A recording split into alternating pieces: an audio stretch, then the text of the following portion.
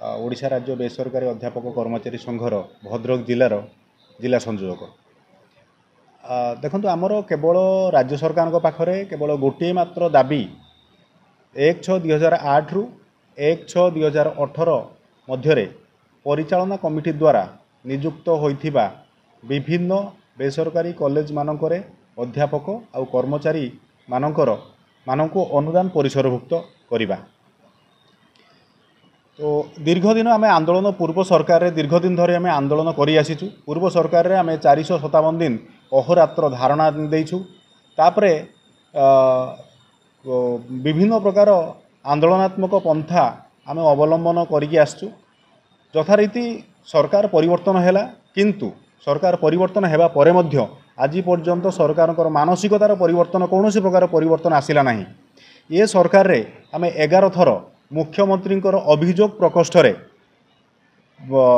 जाई भेटी आम संघ तरफ संघर सभापति एवं आमर कर्मकर्ता माने भेटी सारा परे मध्य तांको देखा कर सारी देखा कर सारा परे मध्य केवल प्रतिश्रुति छड़ा आउ किछि आमको मिलला नहीं।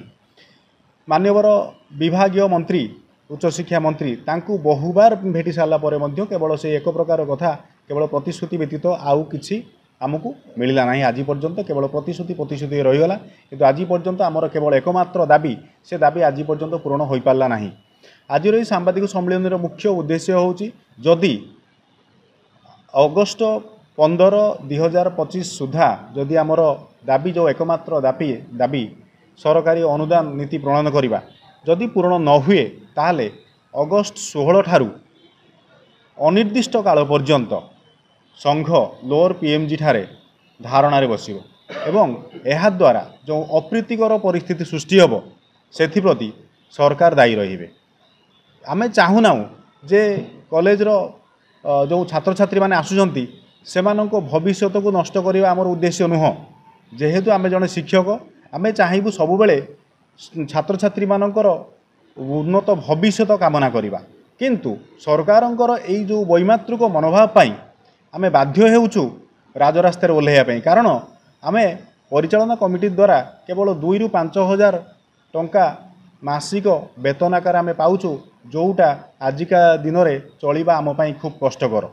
तेणु जद्वारा कि आमे केवल से गोटे मात्र दाबी सरकार को आपण मानक माध्यम जणाई दउछु से दाबी खंड को आमर पूरण करंतु, नहेले अगस्ट 16 पर ठारू जो अप्रीतिकर परिस्थिति सृष्टि हेबो सेथिप्रति सरकार दायी रहिबे।